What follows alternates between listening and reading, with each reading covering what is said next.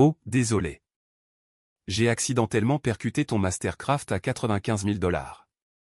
Mon frère Grady se tenait au milieu de mon garage à 7h18 du matin, les mains nonchalamment glissées dans les poches de sa veste de créateur.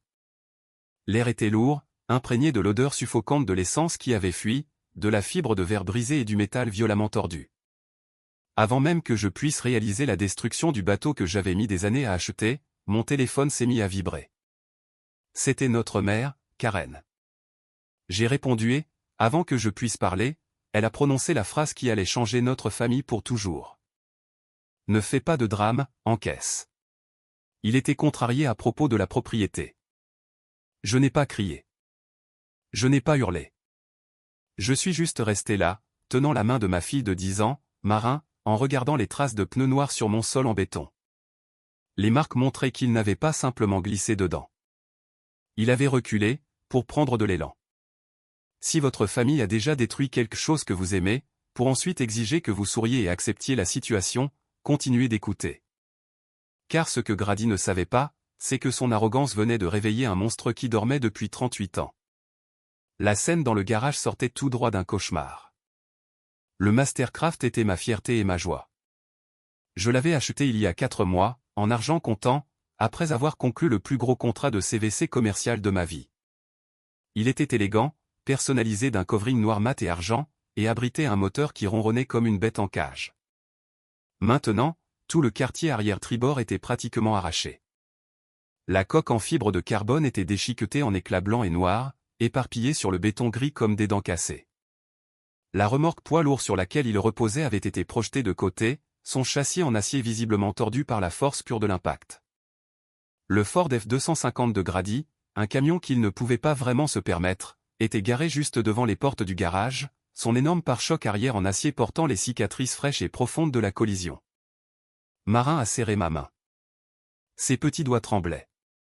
Elle portait son petit gilet de sauvetage rose par-dessus son pull, parce que nous étions censés aller sur le lac à 8 heures pour sa première leçon de wakeboard de la saison. Elle a levé les yeux vers le bateau en ruine, puis vers Grady, et enfin vers moi. Sa voix n'était qu'un minuscule murmure. « Papa, tonton Grady a cassé notre bateau. »« Je vois ça, ma chérie, » ai-je dit, en gardant ma voix dangereusement calme. Grady a finalement sorti une main de sa coûteuse veste en cuir et a fait un vague signe nonchalant. Le genre de geste qu'un type fait quand il vous coupe la route, un mouvement dédaigneux du poignet qui dit « Mon erreur. » Fais avec. Je te l'ai dit, Barrett. Mon pied a glissé de la pédale de frein. L'allée était glissante. Je ne voulais pas le heurter si fort. Mon allée mesure 21 mètres de long et 9 mètres de large. Elle était complètement sèche. Le bateau était garé tout au fond de la deuxième baille de mon garage. Pour le percuter, Grady aurait dû taper le code du clavier de la porte latérale, ouvrir manuellement la porte de garage principale de l'intérieur, remonter dans son camion, l'aligner parfaitement avec la baie, et reculer en ligne droite sur 12 mètres. Un pied qui glisse d'une pédale de frein ne fait pas un créneau, pour ensuite reculer dans une baie de garage fermée. Je l'ai regardé. Vraiment regardé. Grady a 40 ans, 2 ans de plus que moi. Il est directeur des ventes pour un concessionnaire de yachts et de camping-cars de Luxemville. Il se fait faire des manucures. Il porte des montres qui coûtent plus cher que ma première camionnette de travail. Et pourtant, sous ce vernis brillant, c'est un homme qui se noie dans les dettes de cartes de crédit, essayant désespérément de projeter une image de richesse qu'il n'a jamais réellement gagnée. Moi, d'un autre côté, je suis un entrepreneur en CVC commercial. Je porte des bottes à embout d'acier, des jeans épais, et des chemises qui ont généralement des taches de mastic sur les poignets. J'ai l'air d'un type qui répare des choses. Et pendant toute ma vie, c'est exactement comme ça que ma famille m'a traité. Comme le personnel de service. Sors de ma propriété, lui ai-je dit. Les mots semblaient lourds, comme du plomb sur ma langue. Allez, Barrett. Maman t'a déjà parlé. N'en fais pas toute une histoire. J'ai une assurance. Monte dans ton camion, Grady. Sors de ma propriété avant que j'oublie que tu es le fils de ma mère. Il a levé les yeux au ciel, un soupir dramatique s'échappant de ses lèvres, comme si c'était moi qui étais déraisonnable. Il est monté dans son camion surdimensionné, le moteur a rugi, et il est parti à toute vitesse dans la rue. Marin m'a de nouveau regardé, les yeux grands ouverts. On appelle la police, papa? Pas encore, ai-je dit, en la ramenant doucement vers la porte de la cuisine. Je dois d'abord regarder les caméras de sécurité. Mais je savais ce que les caméras montreraient. Je le savais parce que ce n'était pas un accident. C'était un message. Un message écrit en fibre de verre brisé et en carburant déversé. Grady a fait ça parce que, exactement 4 heures plus tôt, à la table de salle à manger en acajou immaculé de notre mère, j'avais enfin cessé d'être le bouc émissaire obéissant. J'avais enfin regardé l'enfant prodige dans les yeux et je lui avais dit non. Comment un petit déjeuner en famille a-t-il pu se transformer en 26 000 $ de dommages matériels? Quel genre de sentiment de supériorité pousse un frère à détruire le bien durement gagné de son propre sang? Pour comprendre la violence de ce matin-là, il faut comprendre la violence silencieuse des 38 dernières années. On dit que chaque famille a un enfant prodige et un bouc émissaire. Dans ma famille, les rôles n'étaient pas seulement attribués. Ils étaient lourdement renforcés par une vie d'humiliation subtile. Ma mère, Karen, était l'architecte en chef de cette dynamique. Pour elle, Grady était le fils, et j'étais simplement un rocher en orbite quelque part dans la distance froide et sombre. Si vous voulez comprendre pourquoi Grady s'est senti parfaitement à l'aise de reculer avec son camion de 3 tonnes dans mon Mastercraft personnalisé, vous devez faire une petite visite guidée de mon musée personnel de cicatrices invisibles. Les expositions sont infinies, mais laissez-moi vous en montrer seulement 3. Pièce A, ma remise de diplôme de l'école technique. Pendant que Grady allait dans une université privée de 4 ans, entièrement payée par mes parents, où il se spécialisait en communication d'entreprise et passait ses week-ends dans des soirées de fraternité, moi, j'allais à l'école technique. Je l'ai payé moi-même en travaillant de nuit dans un atelier de fabrication de tôle. Le jour où j'ai obtenu ma licence de maître en CVC et que j'ai été diplômé major de ma promotion, mes parents étaient censés assister à la cérémonie. J'ai attendu sur le parking dans mon costume bon marché pendant 2 heures, tenant mon diplôme. Ils ne sont jamais venus. Quand j'ai finalement appelé Karen, elle a répondu d'une voix basse et stressée. « Oh, Barrett, on n'a pas pu venir. » Grady a accidentellement éraflé le pare-choc de sa nouvelle BMW contre un pilier au centre commercial. Il est absolument dévasté. On a dû rester avec lui pour le calmer. Je t'emmènerai dîner la semaine prochaine, d'accord? Le dîner n'a jamais eu lieu. L'étape majeure de ma vie a été complètement éclipsée par une éraflure cosmétique mineure sur une voiture que mes parents lui avaient achetée. Pièce B, la bague de fiançailles à 15 000 $. Quand j'avais 25 ans, mon entreprise de CVC commençait tout juste à décoller. Je travaillais 80 heures par semaine, je mangeais des nouilles instantanées, et j'économisais chaque centime pour acheter ma première camionnette de travail commercial. Grady venait de commencer à sortir avec Brida, une femme dont les goûts étaient nettement plus chers que ce que son salaire de vendeur débutant pouvait supporter. Il est venu à mon appartement en pleurant, me suppliant de lui prêter 15 000 $ pour une bague en diamant sur mesure. Il a juré sur sa vie qu'il me rembourserait dans 6 mois, quand sa prime de fin d'année tomberait. Contre toute attente, je lui ai donné l'argent. L'argent pour lequel j'avais saigné. Il a acheté la bague. Brida a dit oui. 6 mois ont passé. Pas d'argent. 1 an a passé. Quand j'ai finalement abordé le sujet à Thanksgiving, Karen a claqué sa fourchette. Barrett, arrête de harceler ton frère pour de l'argent alors qu'il essaie de construire une nouvelle vie avec sa fiancée. Tu as une petite entreprise de réparation florissante. Tu n'as pas besoin de l'argent en ce moment.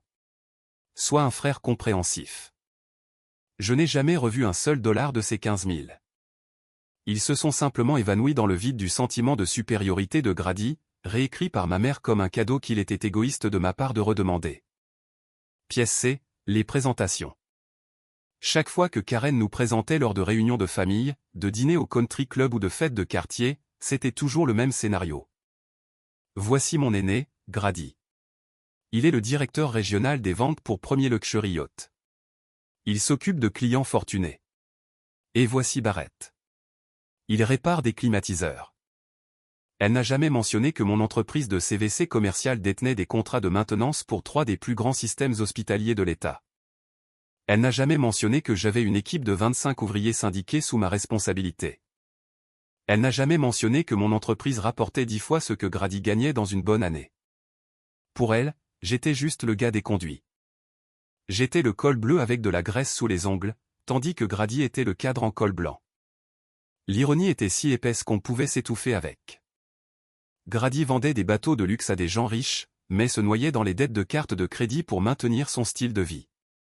Moi, je portais des bottes de travail, je conduisais une camionnette utilitaire poids lourd, et j'ai tranquillement bâti un patrimoine de plusieurs millions de dollars. Je n'ai jamais étalé ma réussite sous leur nez. Je vivais discrètement. J'ai acheté une belle maison modeste dans un bon quartier pour marins. J'ai gardé la tête basse et j'ai juste fait le travail, car j'ai appris très tôt que mes succès n'étaient perçus que comme une insulte à la supériorité supposée de Grady. Si j'achetais un nouveau camion, Grady se pointait une semaine plus tard avec un SUV de luxe en leasing qu'il ne pouvait pas se permettre, juste pour rétablir la hiérarchie. J'ai accepté ce rôle parce que je voulais la paix. J'ai accepté le manque de respect parce que riposter signifiait affronter Karen, et Karen était une manipulatrice experte qui pouvait tordre la réalité jusqu'à ce que vous vous sentiez fou. Je les ai laissés dans leur illusion. Je les ai laissés penser que j'étais inférieur à eux. Mais ensuite, mon père est mort. C'était un homme discret.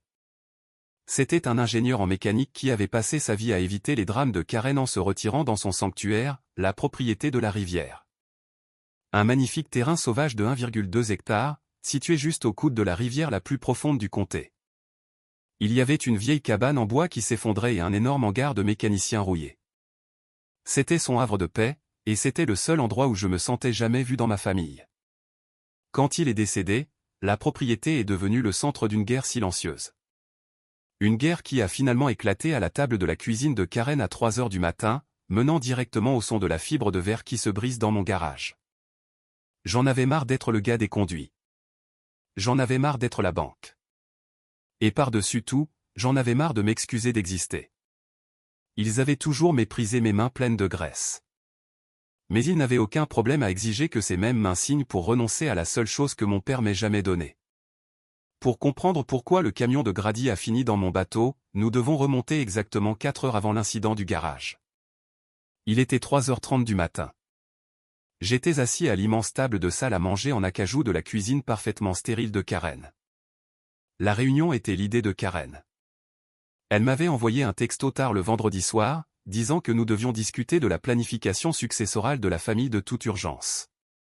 Quand je suis arrivé, Grady était déjà là, assis avec une tasse de café artisanal, semblant tout droit sorti d'un catalogue pour membres de country club d'âge mûr.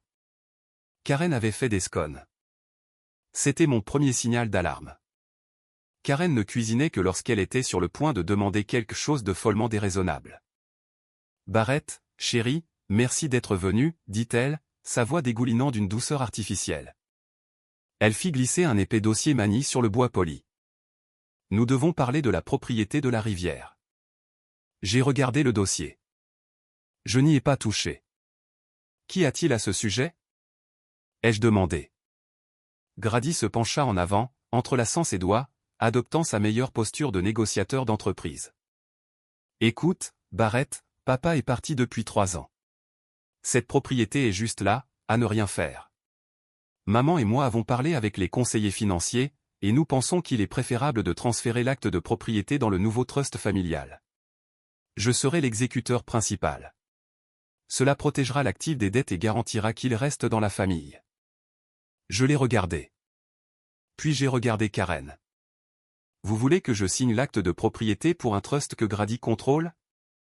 C'est juste de la planification successorale standard, intervint rapidement Karen. Tu sais que tu es trop occupé avec ta petite entreprise de conduit pour gérer l'immobilier, Barrett.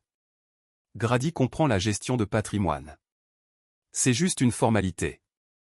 Nous la partagerons tous. J'ai laissé échapper un souffle lent et lourd. L'audace était presque impressionnante. Laissez-moi voir si j'ai bien compris, ai-je dit, en gardant la voix basse. Au cours des 2 dernières années, j'ai passé chaque week-end là-bas, à la rivière. J'ai engagé Ganon, le vieil ami charpentier de papa, et ensemble, nous avons vidé la cabane en décomposition. Nous avons posé de nouvelles fondations. Nous avons refait tout le système électrique. Nous avons reconstruit le hangar de mécanique de fond en comble, installé un pont élévateur commercial, et renforcé les quais de la rivière.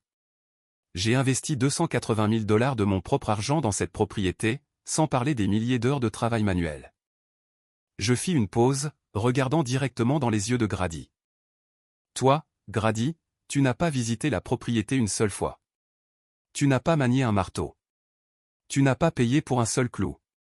Quand je t'ai demandé de m'aider à défricher l'été dernier, tu m'as dit que ça abîmerait tes chaussures, et maintenant tu veux que je te cède l'acte de propriété. Grady rougit, une pointe de défense se glissant dans sa voix. C'est un bien familial, Barrett. Papa te l'a laissé parce que tu n'avais pas grand-chose à l'époque. C'était un cadeau par pitié, mais il nous appartient à tous. Tu ne devrais pas accumuler la richesse familiale juste parce que tu as dépensé un peu d'argent de poche le week-end pour réparer un hangar. De l'argent de poche de week-end. 280 000 $. Karen mit une main sur sa poitrine, ses yeux s'emplissant de ses larmes fiables sur commande. Barrett, pourquoi es-tu si difficile? Pourquoi dois-tu toujours tout transformer en compétition avec ton frère? Nous essayons de construire un héritage. Si tu ne le signes pas dans le trust, cela prouve simplement à quel point tu as toujours été égoïste. J'ai regardé le dossier sur la table. À l'intérieur, il y avait un acte de renonciation. Il était déjà rempli. Il ne manquait que ma signature, me dépouillant légalement de la propriété que mon père m'avait explicitement laissée dans son testament. Il ne voulait pas la partager. Il voulait la prendre. Je me suis levé. J'ai repoussé ma chaise, les pieds en bois raclant bruyamment contre le carrelage. Non, ai-je dit calmement. Karen halta comme si je venais de la gifler. Comment ça, non? Je veux dire non. L'acte reste à mon nom. La propriété est à moi. Je l'ai construite de mes propres mains, avec mon propre argent. Vous ne l'aurez pas. Ni l'un ni l'autre. Si vous voulez un week-end à la rivière, vous pouvez m'envoyer un texto et demander la permission, mais je ne signe rien. Grady a frappé la table de sa main, son masque d'entreprise glissant complètement, révélant l'enfant gâté et capricieux en dessous. Espèce de petit con arrogant. Tu penses que parce que tu possèdes une flotte de camionnettes blanches, tu es soudainement le patriarche de cette famille? Tu n'es rien. Tu es un col bleu qui accumule la terre de papa. Je l'ai regardé de haut. Ma voix était d'un calme mortel. Je suis peut-être un col bleu, Grady, mais je suis un col bleu qui possède un domaine de 1,2 hectares au bord de la rivière. Passe une bonne matinée. Je me suis retourné et je suis sorti par la porte d'entrée. Derrière moi, je pouvais entendre Karen se lamenter et Grady crier des obscénités. Je suis rentré chez moi en pensant que c'était la fin de l'histoire. Je pensais avoir enfin fixé une limite. Je pensais que le pire qu'il pouvait faire était de m'ignorer pendant quelques mois. J'avais tort, car 4 heures plus tard, le camion de Grady était encastré dans la coque de mon bateau. Ma mère a dit que c'était un accident. Ma mère a dit que son pied avait glissé du frein parce qu'il était contrarié. Mais quand je me suis assis à mon îlot de cuisine ce soir-là et que j'ai ouvert l'application Wisecam sur mon téléphone, j'ai appris que la capacité de trahison de ma famille allait bien au-delà d'une coque en fibre de verre brisée. Qu'est-ce que la caméra a enregistré dans l'ombre du petit matin? La maison était complètement silencieuse. Il était 23 heures un samedi soir. Au bout du couloir, Marin dormait profondément, sa respiration régulière et paisible. J'étais assis seul à l'îlot de la cuisine, la seule lumière provenant de l'écran lumineux de mon téléphone. Un verre de bourbon à moitié vide reposait, intact, à côté de mon coude. J'ai ouvert l'application de sécurité Wiz. J'ai 3 caméras sur la propriété. Une sur le porche d'entrée, une pointant vers l'allée, et une montée en hauteur sur la poutre du plafond à l'intérieur du garage, spécifiquement orientée pour couvrir le bateau et mes camionnettes de travail. J'ai fait défiler la chronologie jusqu'à 7 heures du matin. Je devais voir exactement comment le pied de Grady avait, accidentellement, glissé du frein. La séquence en vision nocturne noir et blanc a commencé à jouer. À 7 heures précises, la porte d'accès latérale du garage s'est ouverte. Grady est entré. Il ne titubait pas. Il n'était pas dans une rage aveugle. Il a marché calmement jusqu'au panneau mural et a appuyé sur le bouton pour ouvrir la deuxième porte de garage, celle juste derrière mon bateau. Il est ressorti. 1 minute plus tard, les phares de son Ford F-250 ont balayé l'allée. Le camion a reculé, s'arrêtant exactement au centre de la baie ouverte. J'ai regardé l'horodatage. 7h01:12. Les feux de stop du camion se sont allumés. Puis ils se sont éteints. Le camion a accéléré en marche arrière. Il n'a pas roulé. Il a bondi. Il a percuté l'arrière du Mastercraft avec une force suffisante pour secouer violemment la lourde remorque en acier de 60 cm vers l'avant. Le microphone de la caméra a capté le craquement horrible de la fibre de verre et du métal. Puis le camion s'est arrêté. Si c'était un accident, c'est là qu'une personne normale paniquerait. C'est là qu'elle sauterait de la cabine, se prendrait la tête entre les mains, et réaliserait ce qu'elle venait de faire. Mais Grady n'est pas sorti. Au lieu de cela, les feux de stop se sont de nouveau allumés. Le camion a avancé d'environ 1,5 mètre. Il s'est arrêté. 7h02 et 40 secondes. Le camion a accéléré en marche arrière une seconde fois. Cette fois, il a mis les gaz à fond. L'impact a été dévastateur. Le pare-choc du F250 s'est enfoncé profondément dans la coque, brisant les poutres de soutien interne et écrasant le logement du moteur. Le son sur l'enregistrement était un grincement métallique écœurant. Ce n'est qu'à ce moment-là que Grady a mis le camion en stationnement. Il est sorti de la cabine. Il s'est dirigé vers l'arrière, inspectant les dégâts. Il a mis la main dans sa poche, a sorti son iPhone, et a pris 3 photos avec flash du bateau en ruine. Puis il a rangé son téléphone, a mis ses mains dans les poches de sa veste, et est resté là, à attendre que je sorte de la maison. J'ai mis la vidéo en pause. Les chiffres lumineux 7h04 brûlaient dans ma vision. Mon cœur battait si fort que je pouvais l'entendre dans mes oreilles. Le calcul pur, la malveillance froide et délibérée. Il n'a pas seulement perdu son sang-froid. Il a exécuté une frappe planifiée contre la chose la plus chère que je possédais, uniquement pour me punir de lui avoir dit non. Et ensuite, il a pris des photos. Des trophées de sa victoire. Mon pouce flottait au-dessus de l'icône de téléphone sur mon écran.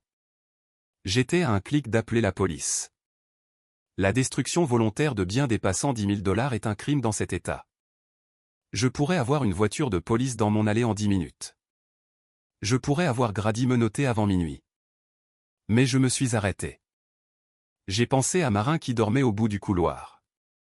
J'ai pensé aux gyrophares rouges et bleus se reflétant sur la fenêtre de sa chambre. J'ai pensé à elle se réveillant terrifiée, devant regarder son oncle se faire fourrer à l'arrière d'une voiture de police. Je ne pouvais pas lui faire ça ce soir. Plus important encore, je suis un ingénieur système.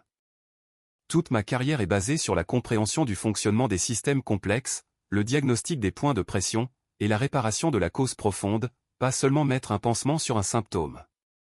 Envoyer Grady en prison ce soir pour dommages matériels ne traitait qu'un symptôme.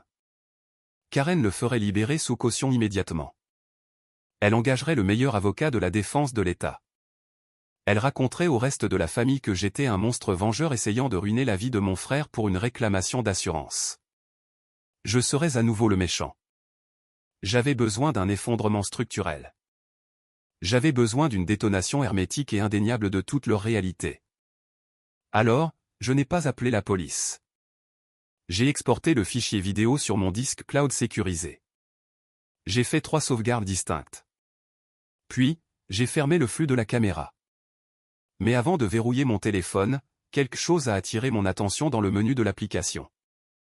Les journaux d'accès du clavier de la porte latérale du garage. J'ai tapé dessus, m'attendant à ne voir qu'une seule entrée pour ce matin-là. Au lieu de cela, l'écran s'est rempli d'une longue liste d'horodatage. J'ai froncé les sourcils, me penchant plus près de l'écran. Avez-vous déjà tiré sur un fil lâche, vous attendant à un nœud, pour finalement défaire une tapisserie entière? Si vous êtes un penseur logique, si vous préférez une stratégie méticuleuse à la rage aveugle, laissez un commentaire ci-dessous en disant que vous auriez aussi attendu avant d'appeler la police. Car ce que j'ai trouvé dans ces journaux d'accès n'était pas seulement un dommage matériel. C'était la clé pour démanteler complètement la vie de mon frère. Le journal du clavier de la porte latérale était un journal numérique d'intrusion. Mon garage a un système de serrure intelligente. J'avais donné à Grady un code d'accès temporaire il y a 14 mois. Il m'avait appelé, paniqué, disant qu'il devait entreposer son ponton personnel dans ma 3e baille de garage inutilisée pour un seul week-end, car son association de propriétaires menaçait de le faire remorquer de son allée. Étant le frère idiot qui espérait encore une relation normale, j'ai généré un code, je l'ai laissé garer le bateau, et je lui ai dit de l'avoir enlevé pour lundi. Je vais rarement dans la 3e baille. Je garde mes outils et mes camions dans les B1 et 2. La troisième baille est séparée par une cloison, essentiellement un grand espace de rangement. J'ai supposé qu'il avait repris le bateau. J'ai supposé que le code avait expiré. J'avais tort sur les 2 points. Selon le journal sur mon téléphone, ce code temporaire avait été utilisé 62 fois au cours des 14 derniers mois.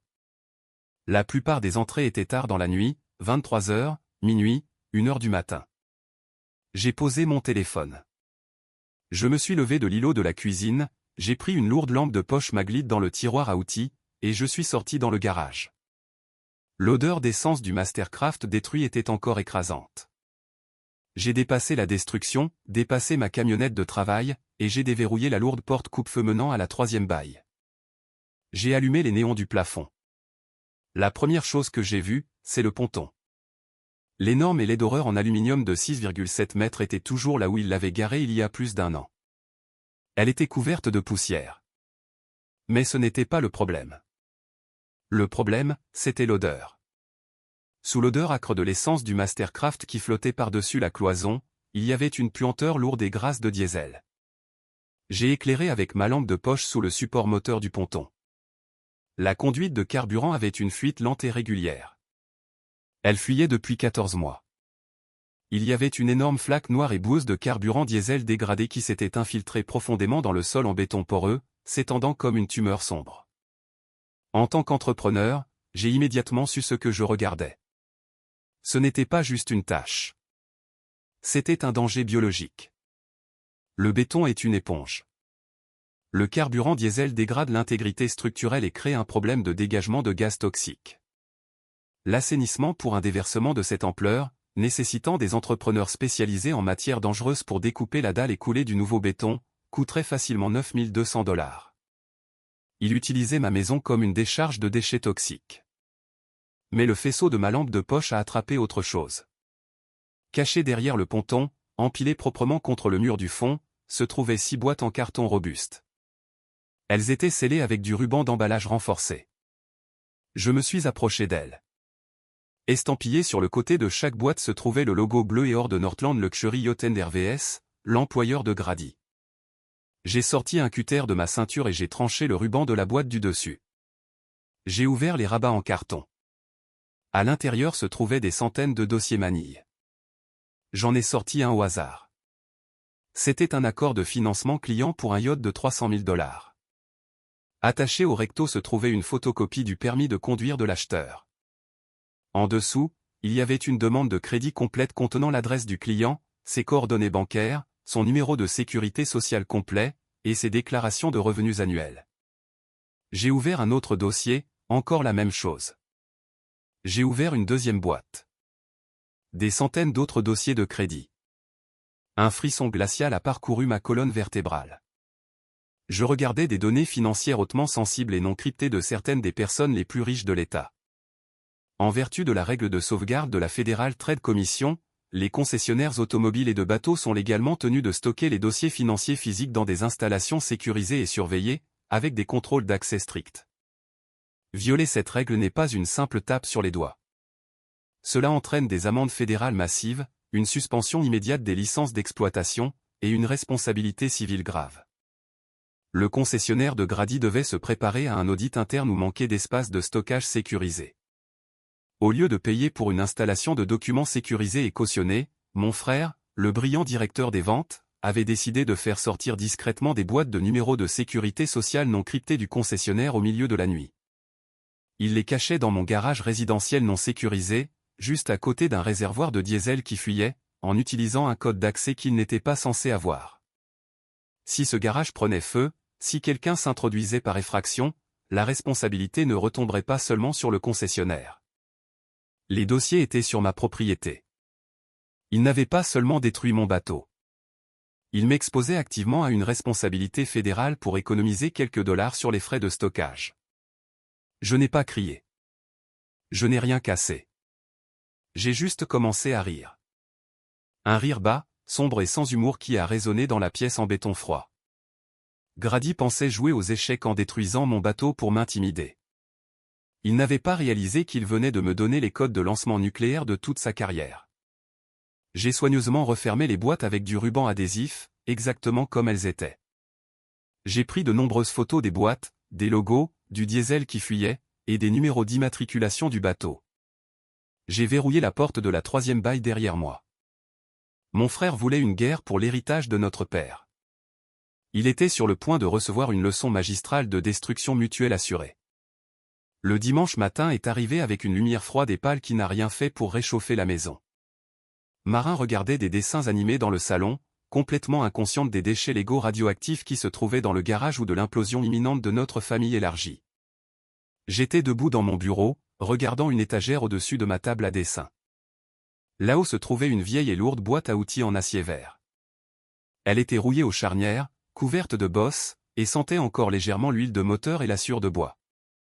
C'était celle de Terren, mon père. Quand mon père est mort d'une crise cardiaque massive et soudaine il y a 3 ans, il était à la propriété de la rivière. Il était assis dans sa chaise pliante préférée sur le quai en bois branlant, tenant une canne à pêche. La ligne était dans l'eau. La boîte à outils verte était ouverte à ses pieds. C'est comme ça que les ambulanciers l'ont trouvée. C'est l'image qui est gravée dans mon cerveau depuis lors. Je me suis approché de l'étagère et j'ai passé ma main sur le couvercle en métal froid. Je l'ai ouverte.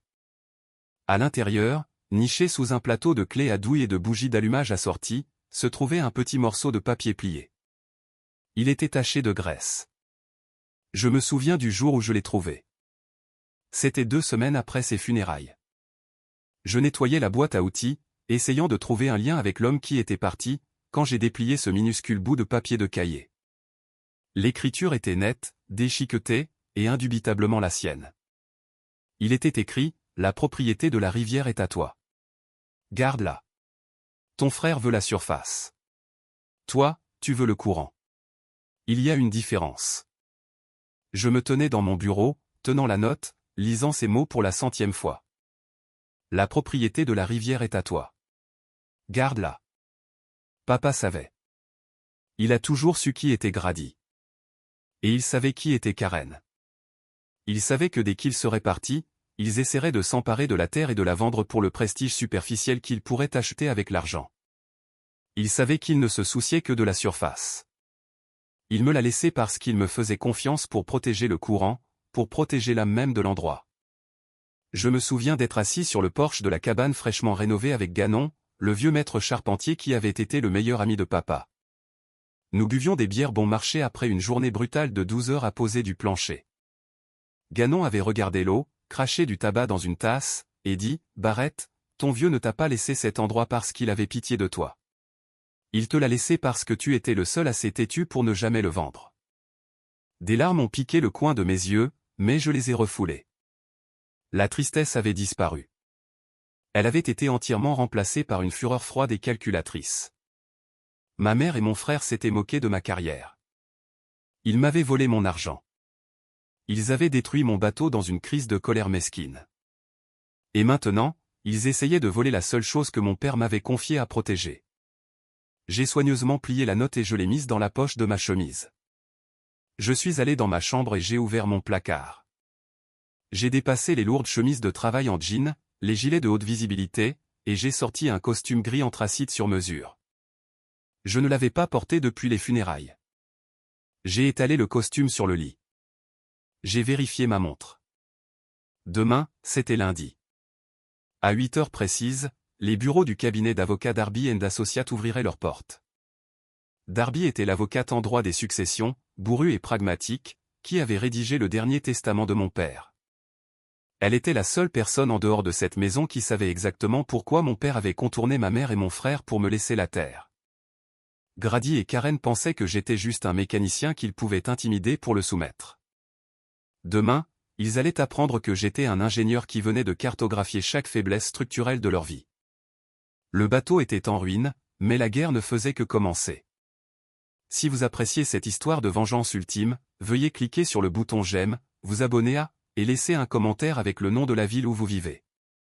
Chaque commentaire aide la vidéo à atteindre plus de personnes qui ont besoin d'entendre qu'elles n'ont pas à tolérer les membres toxiques de leur famille.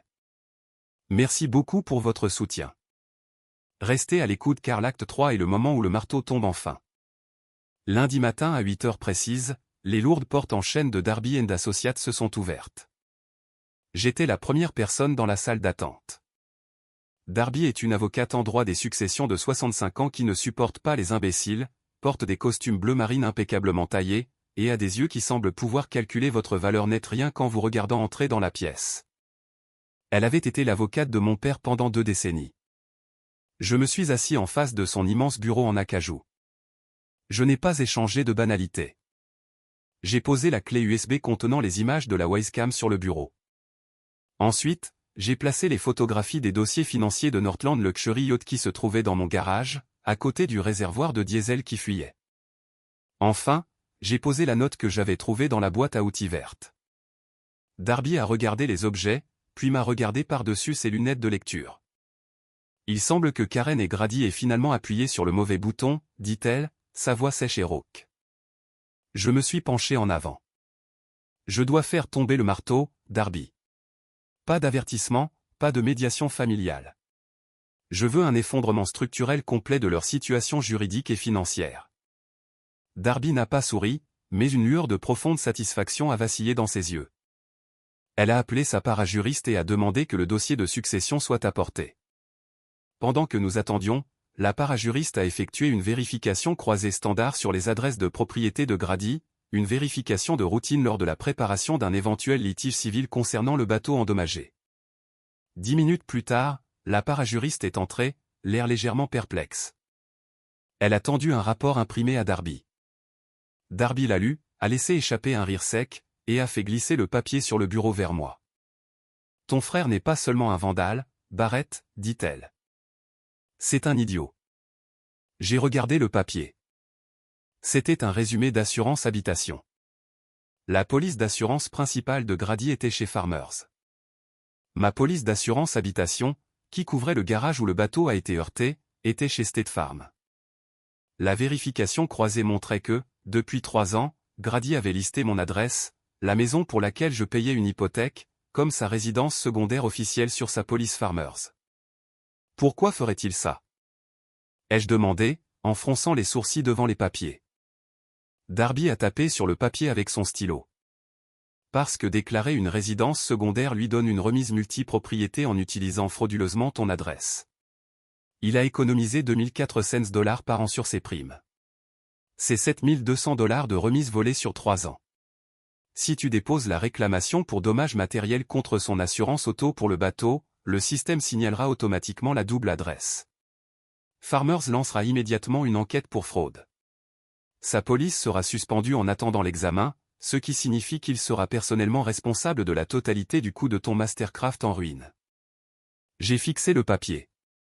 Il m'avait tendu l'arme même dont j'avais besoin. Mais Darby n'avait pas fini. Elle a ouvert l'épais dossier de succession que sa parajuriste avait apporté. Elle a contourné les documents de testament standard et a sorti une lourde enveloppe manille scellée. Elle a brisé le seau de cire rouge au dos. Ta mère a passé les 3 dernières années à dire à la famille que Terren t'a laissé la propriété de la rivière par pitié, dit Darby, sa voix baissant à un ton grave et feutré. Elle a dit à tout le monde qu'il te l'avait donné parce que tu avais des difficultés et que tu avais besoin d'un coup de main. C'était un mensonge, Barrett. Elle a sorti une seule feuille de papier de l'enveloppe et me l'a tendue. C'était une impression de mail. La date en haut était 14 mois avant la mort de mon père. L'adresse du destinataire était le compte email personnel de Karen. L'expéditeur était un dirigeant du groupe Apex Resort, un énorme développeur immobilier commercial connu pour acheter des terres vierges et les transformer en location de vacances exclusives haut de gamme. J'ai lu la ligne d'objet. Lettre d'intention d'achat de parcelles au bord de la rivière. J'ai lu le corps de l'email. Le groupe Apex Resort offrait 1,2 million de $ en espèces pour acheter la propriété de 1,2 hectares au bord de la rivière, sous réserve que la famille transfère l'acte de propriété lors du décès ou de l'incapacité éventuelle. L'email remerciait explicitement Karen et Grady pour leur discussion préliminaire et leur volonté de faciliter la vente. Mon sang se glaça. 1,2 million de $. Ton père a trouvé cet email ouvert sur l'iPad de Karen, expliqua doucement Darby. Il l'a imprimé, est venu directement à ce bureau, et a exigé une modification immédiate de son testament. Le projet initial prévoyait que la propriété soit partagée à parts égales entre Karen, Grady, et toi. Il les a dépouillés de tout. Il te l'a laissé à 100%. Il savait qu'il complotait pour vendre son sanctuaire à un développeur d'entreprise dès qu'il serait sous terre. J'ai baissé les yeux sur le papier. Les pièces du puzzle se sont agressivement emboîtées. Vendredi soir, à la table de la cuisine, Karen et Grady n'essayaient pas de protéger un bien familial. Ils essayaient de sécuriser un gain de 1,2 million de dollars. Ils avaient besoin de ma signature sur cet acte de renonciation pour finaliser la vente à Apex. Et quand j'ai refusé, quand je leur ai dit que je gardais la terre, Grady a perdu la tête et a foncé avec son camion dans mon bateau. Darby se pencha en arrière dans son fauteuil en cuir. Alors, Barrett, comment veux-tu jouer ça? J'ai levé les yeux de l'email. La colère en moi s'était cristallisée en quelque chose de froid, de lourd et d'incassable. Je veux les frapper de tous les côtés à la fois, ai-je dit. Je veux la dépanneuse, la police, le service des fraudes à l'assurance, et la Federal Trade Commission, tous frappant à sa porte avant même qu'il ait le temps de boire son café du matin. L'exécution d'une démolition parfaite exige une précision absolue.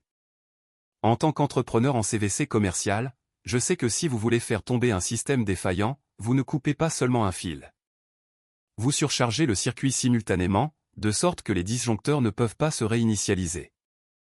Mardi matin, le temps était d'un froid vif et mordant.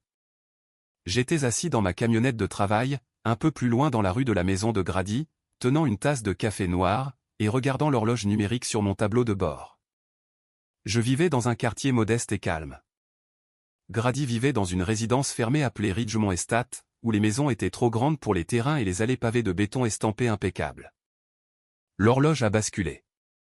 7h18. L'instant exact où Grady avait percuté mon bateau avec son camion. Pile à l'heure, une énorme dépanneuse à plateau de Lakeshore Towing a grondé devant ma camionnette, son moteur diesel résonnant bruyamment dans la rue calme et riche. J'avais autorisé la société de remorquage à retirer la propriété non autorisée de mon garage et à la retourner à son propriétaire enregistré. La dépanneuse a reculé dans l'allée de Grady. Le chauffeur, un type nommé Mike, à qui j'avais glissé un pourboire de $100, n'a pas doucement abaissé la cargaison. Il a actionné le déverrouillage hydraulique. Le ponton de 6,7 mètres de Grady, couvert de rouille et fuyant du diesel, a glissé du plateau et s'est écrasé sur le béton estampé impeccable avec un fracas métallique assourdissant. Le bateau était un danger biologique. La coque était couverte de crasse, et la conduite de carburant qui fuyait a immédiatement commencé à laisser couler une épaisse boue noire sur l'allée parfaite de Grady. Une lumière s'est allumée dans la chambre principale. La porte d'entrée s'est ouverte violemment. Brida, la femme de Grady, est sortie sur le porche en robe de chambre en soie, une tasse de café tremblant dans sa main. Elle a fixé la monstruosité rouillée qui se trouvait dans son jardin. Elle s'est mise à crier le nom de Grady.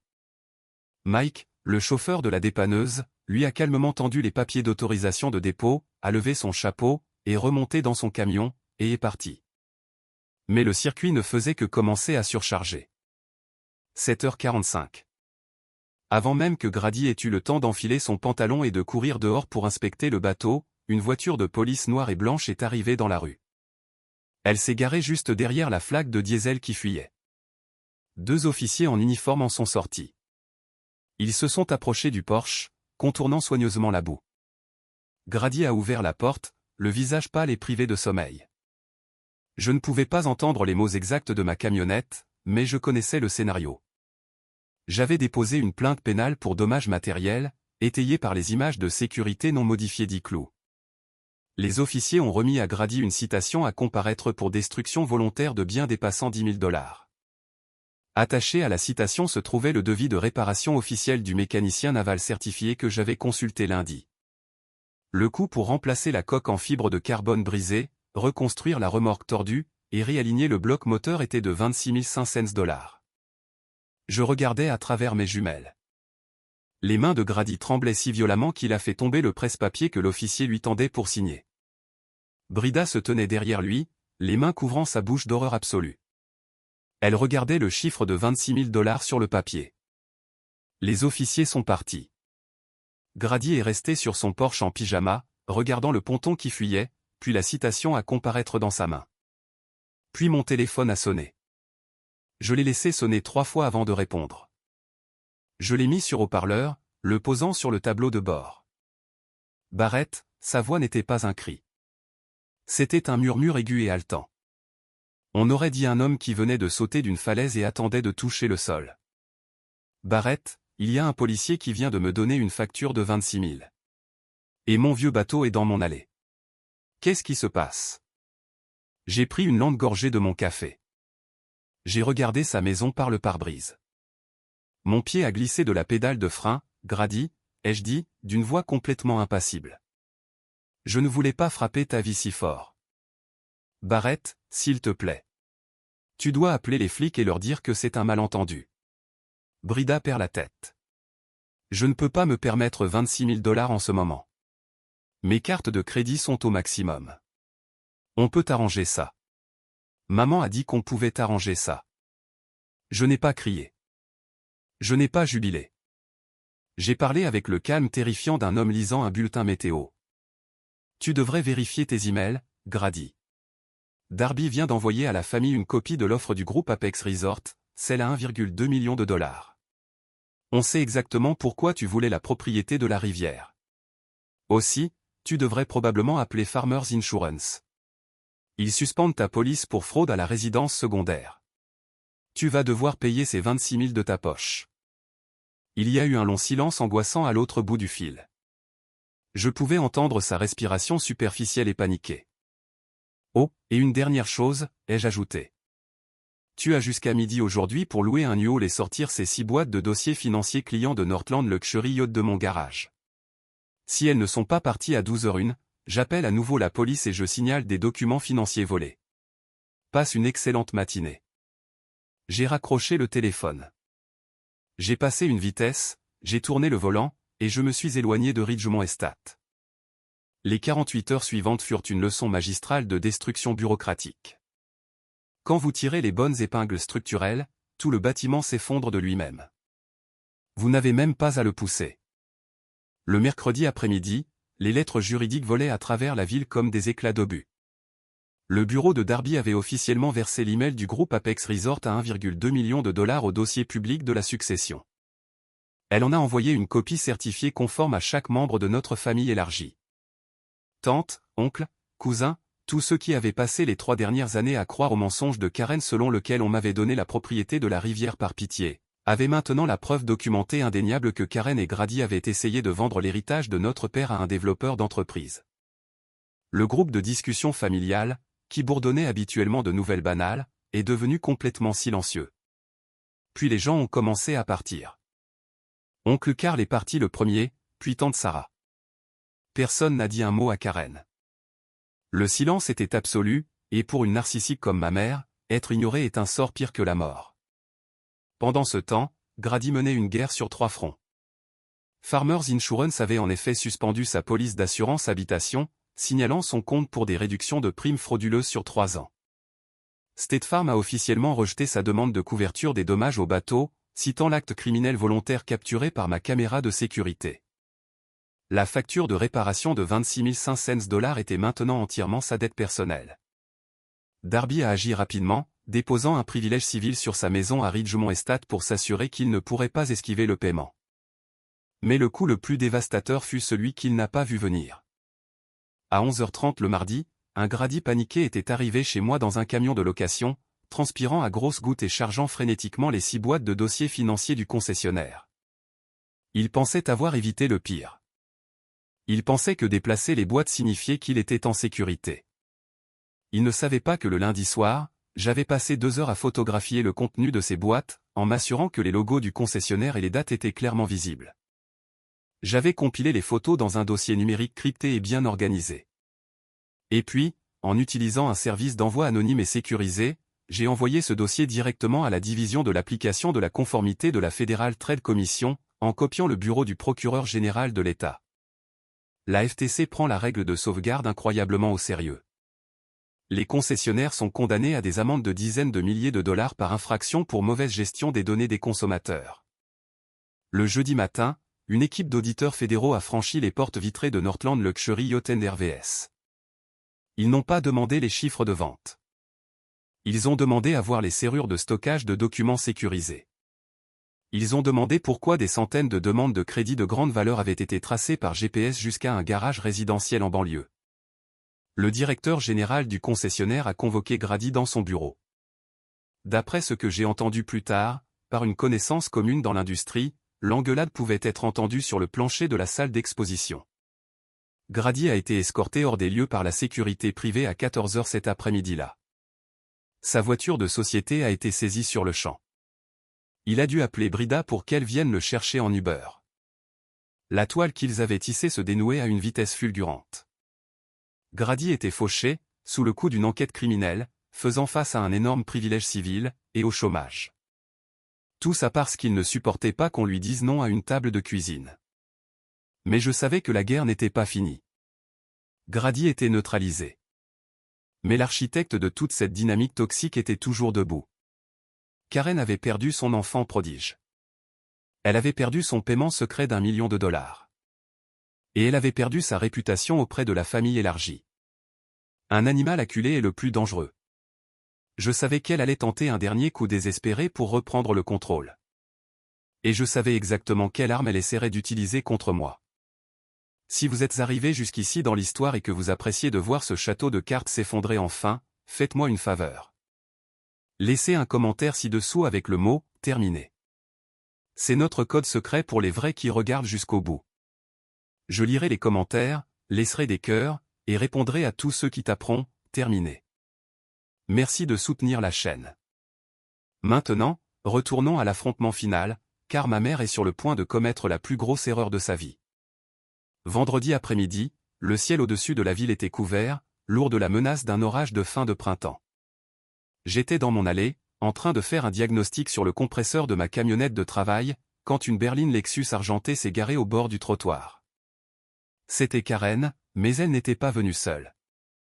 Mon estomac s'est noué en regardant la portière côté passager s'ouvrir. Karen s'est dépêchée de faire le tour de la voiture et a sorti un fauteuil roulant pliable du coffre. Elle l'a ouvert, puis a doucement aidé une vieille femme à sortir du siège passager. C'était ma grand-mère, la mère de Terren. Elle avait 82 ans, était frêle, et portait un épais manteau de laine malgré le temps doux. Elle avait toujours été la boussole morale de notre famille. Elle aimait farouchement mon père, et elle aimait la propriété de la rivière parce que c'était laquelle et son défunt mari l'emmenaient camper quand il était enfant. Karen poussait le fauteuil roulant de ma grand-mère dans mon allée. Le visage de Karen était arrangé en un masque de pure tristesse de martyr. C'était son dernier coup désespéré. Elle ne pouvait pas combattre les documents légaux, alors elle allait utiliser le terrorisme émotionnel. Elle allait utiliser une veuve de 82 ans comme bouclier humain pour me forcer à me rendre. Barrett, appela Karen, sa voix tremblant d'une détresse parfaitement calibrée. Nous devons parler. Ta grand-mère a le cœur brisé. J'ai essuyé la graisse de mes mains avec un chiffon et je me suis dirigé vers elle. Je n'ai pas regardé Karen. J'ai regardé ma grand-mère. Ses yeux étaient rouges. Ses mains serraient les accoudoirs de sa chaise. Barrett, dit ma grand-mère, sa voix fine et rauque. Ta mère me dit que tu essaies de prendre la terre familiale. Elle me dit que tu poursuis ton frère en justice et que tu essaies de vendre la rivière de ton père à des étrangers pour payer les dettes de ton entreprise. Pourquoi ferais-tu ça? Pourquoi ruinerais-tu l'héritage de Terren? J'ai regardé Karen. Elle se tenait derrière le fauteuil roulant, agrippant les poignets, un léger sourire triomphant jouant au coin de ses lèvres. Elle pensait avoir gagné. Elle pensait que je n'oserais jamais la traiter de menteuse devant la matriarche de la famille. Elle pensait que la pression sociale me briserait. Maman t'a dit que je vendais la propriété? Ai-je demandé doucement à ma grand-mère. Oui, répondit-elle, une larme glissant sur sa joue ridée. Elle a dit que tu avais besoin d'argent. Elle a dit que Grady a essayé de t'arrêter et que c'est pour ça que vous vous êtes battu. Je n'ai pas crié. Je ne me suis pas mis en colère. J'ai simplement mis la main dans la poche de poitrine de ma lourde veste en jean. J'avais gardé les documents sur moi depuis mardi, attendant ce moment précis. J'ai sorti 3 morceaux de papier. Je les ai dépliés et je me suis agenouillé dans l'allée. Ainsi, j'étais au niveau des yeux de ma grand-mère. Grand-mère, ai-je dit doucement, je ne vends pas la propriété. Je viens de passer 2 ans et de dépenser 280 000 $ de mon propre argent pour reconstruire la cabane et les quais, afin que toi et Marin puissiez avoir un endroit où vous asseoir au bord de l'eau. Je la garde pour toujours. Je lui ai tendu le premier morceau de papier. C'était la note de la boîte à outils verte. L'écriture de papa. Elle l'a reconnue instantanément. Elle a tracé de son doigt tremblant sur l'encre. La propriété de la rivière est à toi. Garde-la. Je lui ai tendu le deuxième morceau de papier. C'était l'email du groupe Apex Resort. J'ai pointé la ligne du destinataire. Grand-mère, je veux que tu regardes à qui cet email a été envoyé, ai-je dit. Il a été envoyé à maman. 14 mois avant la mort de papa. Les promoteurs lui ont offert, à elle et à Grady, 1,2 million de dollars pour vendre la terre. Papa l'a découvert. C'est pour ça qu'il a changé le testament. Ce sont eux qui voulaient bétonner la rivière. Ce sont eux qui voulaient la vendre à des étrangers. Ma grand-mère a mis ses lunettes de lecture. Elle a lu l'email. Elle a lu le chiffre d'1,2 million de dollars. Elle a lu le nom de Karen. Le silence dans l'allée était assourdissant. Le vent bruissait dans les feuilles du chêne de mon jardin. Le sourire triomphant de Karen s'est évanoui. La couleur a complètement quitté son visage, la laissant paraître vide et terrifiée. Maman, balbutia Karen, sortant de derrière le fauteuil roulant. Maman, cet email est un faux. Barrett l'a imprimé pour me faire passer pour une mauvaise personne. Il te manipule. Ma grand-mère n'a pas regardé Karen. Elle a gardé les yeux fixés sur l'email. Ses mains ont cessé de trembler. Quand elle a finalement parlé, sa voix n'était plus fine et rauque. Elle possédait le tranchant froid et acéré d'une femme qui avait survécu à la Grande Dépression et élevé 3 enfants avec un salaire de mécanicien. « N'insulte pas mon intelligence, Karen, dit-elle, son ton absolument glacial. Je reconnais l'écriture de mon fils, et je reconnais un rat quand j'en vois un. » Karen a tendu la main. « Maman, s'il te plaît, laisse-moi t'expliquer. » Ma grand-mère a repoussé la main de Karen avec une force surprenante. « Ramène-moi à la maison, ordonna-t-elle. Karen resta figée. J'ai dit, ramène-moi à la maison, aboya ma grand-mère. Et ne prononce plus jamais le nom de mon fils en ma présence. Karen m'a regardé. Ses yeux étaient grands, paniqués, suppliants. Pour la première fois en 38 ans, la maîtresse manipulatrice n'avait plus de scénario. Il n'y avait plus de mensonges à raconter. Plus de cartes de victime à jouer. Elle s'est retournée, a saisi les poignées du fauteuil roulant, et a repoussé ma grand-mère jusqu'à la Lexus dans un silence absolu. Elle a chargé le fauteuil dans le coffre. Elle s'est mise au volant. Elle est partie. Elle n'a pas regardé dans le rétroviseur. L'empire des mensonges était officiellement mort. La confrontation finale n'a pas eu lieu dans une salle d'audience. Elle s'est produite exactement là où la destruction a commencé, sur ma propriété. Dimanche après-midi, le quartier était animé par les activités du week-end. M et Madame Peterson, de l'autre côté de la rue, lavaient leur monospace. Quelques enfants faisaient du vélo sur le trottoir. J'étais dans l'allée, utilisant un nettoyeur haute pression pour enlever les traces de pneus noirs du sol en béton de mon garage. Un grondement de moteur familier a rompu le calme de la banlieue. Le Ford F-250 de Grady s'est garé au bord du trottoir. Il était sale, semblait négligé. Grady est sorti du côté conducteur. Karen est sortie du côté passager. Ils ont remonté l'allée. Ils avaient l'air épuisés. Grady avait des cernes sous les yeux. Sa veste de créateur semblait froissée. Karen paraissait plus petite, sa posture habituelle de supériorité hautaine complètement dégonflée. Ils étaient venus se rendre, mais parce qu'ils étaient narcissiques, leur reddition ressemblait encore à une attaque. Barrett, commença Karen, sa voix assez forte pour résonner dans la rue. Elle voulait un public. Elle voulait cadrer cela selon ses propres termes. Nous devons mettre fin à cette querelle. Ça déchire la famille. Ton frère a fait une erreur, mais tu es en train de détruire sa vie pour un bateau. Tu dois appeler la police et abandonner les charges. Les Peterson ont arrêté de laver leur monospace. Monsieur Peterson a coupé le tuyau. Ils écoutaient. J'ai éteint le nettoyeur haute pression. J'ai enlevé mes lunettes de sécurité et je les ai posées sur le capot de ma camionnette. J'ai descendu l'allée jusqu'à me trouver à 2 mètres d'eux. Je ne suis pas en train de détruire sa vie, Karen, ai-je dit, ma voix portant clairement dans l'air vif du dimanche. Il l'a détruite lui-même. Grady s'est avancé, les poings serrés, essayant de rassembler un peu de son ancienne bravade d'entreprise. Tu as dénoncé mon concessionnaire à la FTC, Barrett. J'ai perdu mon emploi. Mon assurance m'a laissé tomber. Brida menace de prendre les enfants et de déménager chez sa sœur parce qu'ils ont mis un privilège sur notre hypothèque. Tu es allé trop loin. Je l'ai regardé.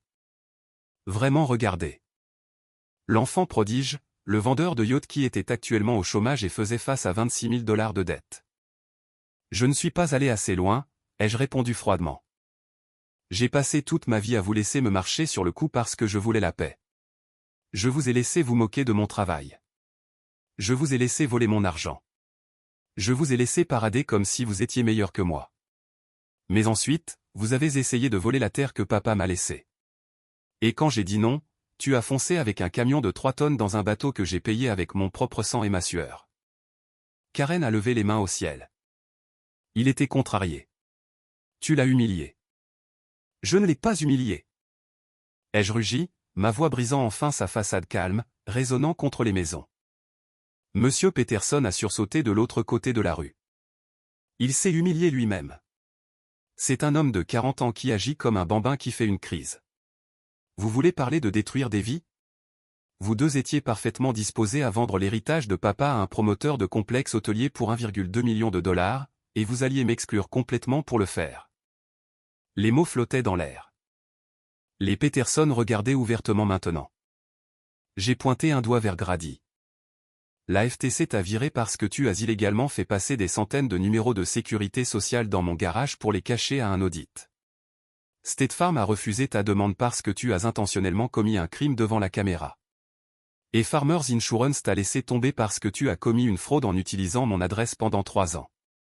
Je n'ai créé aucun de ces problèmes, Grady. J'ai juste allumé la lumière pour que tout le monde puisse voir quelle fraude tu es. Les épaules de Grady se sont affaissées. Le combat l'a complètement quitté. Il a baissé les yeux vers le béton. Karen s'est mise à pleurer. De vraies larmes cette fois. Barrett, s'il te plaît. C'est ton frère. Il va perdre sa maison. J'ai regardé ma mère, la femme qui avait manqué ma remise de diplôme à cause d'un pare-choc éraflé. Il devrait apprendre un métier, ai-je dit, ma voix retombant à un murmure calme et glacial. J'entends dire que l'industrie du CVC paie plutôt bien si on est prêt à se salir les mains. Maintenant, sortez de ma propriété, tous les deux. Si vous revenez un jour ici, je vous ferai arrêter pour violation de propriété. Grady n'a pas dit un mot. Il s'est retourné, la tête baissée, et est retourné à son camion. Karen est restée là un instant, la bouche s'ouvrant et se fermant comme un poisson hors de l'eau. Elle a réalisé, enfin, que je n'étais plus le gars des conduits qu'elle pouvait contrôler. J'étais l'homme qui détenait l'acte, les preuves, et le pouvoir. Elle s'est retournée et a suivi Grady. Ils sont montés dans le camion. Le moteur a démarré et ils sont partis. De l'autre côté de la rue, Monsieur Peterson a tranquillement rallumé son tuyau. L'allée était propre. 3 semaines se sont écoulées depuis la confrontation dans l'allée. La poussière est enfin retombée et le paysage de notre famille a été définitivement modifié. Les conséquences pour Grady l'ont frappé comme un train de marchandises. Sans son salaire à 6 chiffres du concessionnaire, la dette de carte de crédit qu'il jonglait l'a finalement écrasé. Le privilège civil que Darby a placé sur sa maison l'a empêché de refinancer. La semaine dernière, j'ai appris par tante Sarah, qui m'envoie des textos de temps en temps maintenant, que Brida a mis sa menace à exécution. Elle a fait les bagages de leurs enfants, a emménagé dans le sous-sol de sa sœur, et a demandé la séparation. Grady a été contraint de mettre en vente la maison de Ridgemont Estate dans une tentative désespérée de payer le jugement de 26 500 $ pour mon bateau en ruine, les frais juridiques massifs pour son procès pénal imminent, et les amendes de la FTC à venir. Quant à Karen, son empire de domination sociale s'est complètement évaporé. La famille élargie l'a exclue. Quand elle essaie d'appeler ses sœurs, elle laisse sonner dans le vide. Ma grand-mère a officiellement réécrit son propre testament, retirant Karen entièrement et transférant ses actifs dans un trust pour ses arrière-petits-enfants. Karen vit actuellement seule dans sa maison impeccable, entourée de ses meubles coûteux, avec absolument personne à manipuler. Mon Mastercraft est actuellement dans un atelier de réparation navale spécialisé. Il faudra 2 mois pour reconstruire la coque et réaligner le bloc moteur. Mais comme j'ai payé en espèces, et que le jugement civil garantit que les actifs de Grady couvriront éventuellement la facture, je ne suis pas stressé. Je peux attendre. Hier, c'était samedi. Le temps s'est enfin radouci, apportant la première vraie chaleur de la saison. J'ai chargé ma camionnette, j'ai mis Marin sur le siège passager, et nous sommes allés à la propriété de la rivière. Les 1,2 hectares étaient à couper le souffle. Le vieux hangar de mécanicien, maintenant renforcé avec des poutres en acier et un nouveau toit, se dressait fièrement contre la lisière des arbres. La cabane sentait le pain frais et la fumée de bois. Nous sommes descendus jusqu'au quai en bois nouvellement construit. La rivière coulait, haute et rapide, un courant profond et puissant d'eau bleu foncé coupant à travers la forêt silencieuse. Marin s'est assise au bord du quai, balançant ses pieds au-dessus de l'eau, regardant le courant tourbillonner autour des pilotis en bois. Elle avait l'air paisible, en sécurité. J'ai posé la vieille boîte à outils verte de papa sur les planches de bois à côté de moi. Je l'ai ouverte, regardant les outils usés à l'intérieur. Le morceau de papier était de retour à sa place, niché en toute sécurité sous le plateau supérieur. La propriété de la rivière est à toi. Garde-la. Ton frère veut la surface. Toi, tu veux le courant. Il y a une différence. Mon père comprenait que les gens qui ne courent qu'après la surface brillante de la vie, les bateaux de luxe, les vêtements de créateurs, le statut de country club, finiront par se noyer lorsqu'une vraie tempête frappera, car ils n'ont pas d'encre. Ils n'ont pas de substance. Mais le courant, c'est le vrai travail. C'est la graisse sur vos mains, les longues nuits à construire une entreprise, l'intégrité silencieuse de faire ce qui est juste quand personne ne regarde. Le courant est ce qui sculpte les montagnes. J'ai regardé l'eau, prenant une profonde bouffée d'air parfumé au pin. J'avais protégé son héritage.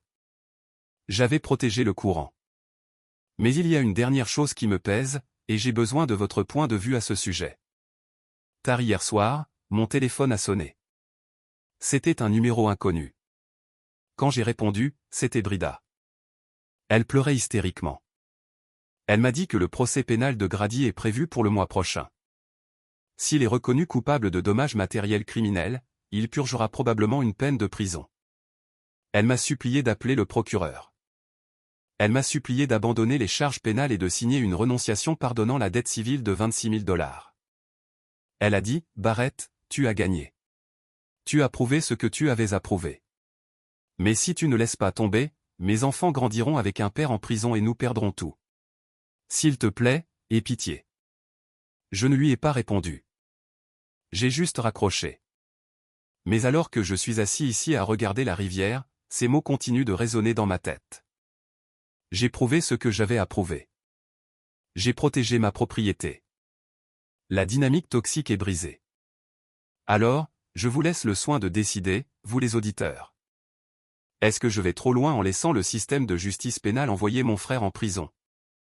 Devrais-je avoir pitié de Brida et de ses enfants et abandonner le procès de $26 000, sachant que Grady est déjà ruiné financièrement? Ou devrais-je laisser le marteau tomber complètement et le laisser pourrir dans sa cellule pour ce qu'il a fait? Dites-moi ce que vous feriez. Laissez votre verdict dans les commentaires ci-dessous. Dois-je abandonner les charges ou le laisser brûler? Merci beaucoup d'avoir regardé. Si cette histoire a résonné en vous, si vous savez ce que c'est que de finalement tenir tête aux gens qui vous ont toujours rabaissé, veuillez cliquer sur le bouton j'aime, partager cette vidéo avec quelqu'un qui a besoin de l'entendre, et vous abonner à. Nous vous apportons les histoires de vengeance les plus intenses et satisfaisantes sur Internet. Activez la cloche de notification pour ne jamais manquer un épisode. Restez fort, protégez votre paix, et je vous verrai dans le prochain.